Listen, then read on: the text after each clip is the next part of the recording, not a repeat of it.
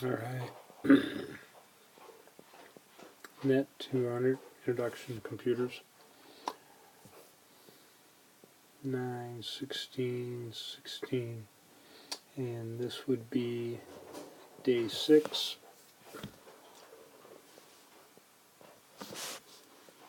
We finished up topics in chapter 2. We did a lab in class. Answered questions over packet tracer. And we took the chapter 2 test as a group, or as some small groups took the test. You can take the quizzes more than once over the curriculum, and it's really important to do the activities. The activities highlight whether you're understanding the information in the curriculum. Of course, the quiz will test that. Also, it's going to be important for you to keep a journal, the process of when we configure devices.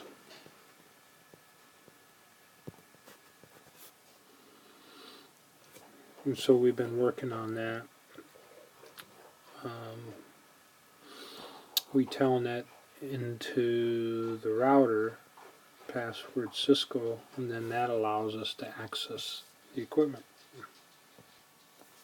So here's an example again. We have that router, VTY line 33 is device 1, and so we hook a device to that. In our case, we have some switches connected. Then we talked about you could connect into the server, and then from the server telnet to the router, which allows you access to the devices. And we've already talked about that. Now let me just emphasize something here with network address translation. This is the internal IP. This would be the public IP, which you'd have to use if you're coming in from the outside. You should understand the difference between telnet, SSH, secured shell, and telnet. We secure shell into the server, but from the server we can just telnet into the router. The router running config is in the RAM, startup config is in the NVRAM.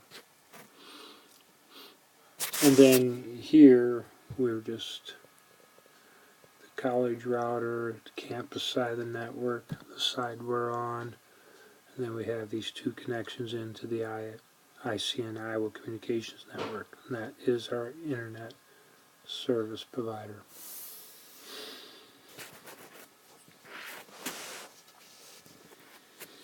And here's basically that same information. We have the internet.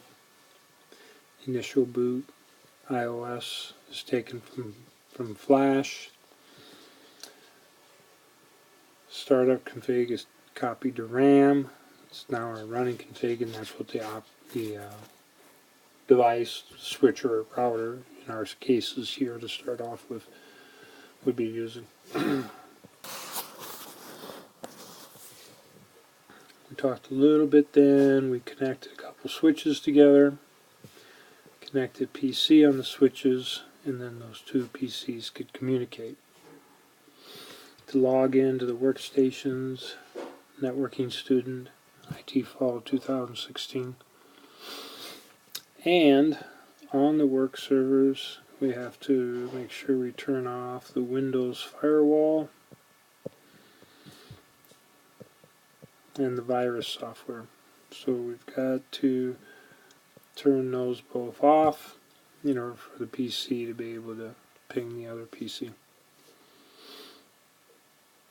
Then I just talked about you could be at home and you could use whatever service provider you have, internet service provider, to get in, and then there you're able to go in and access the equipment.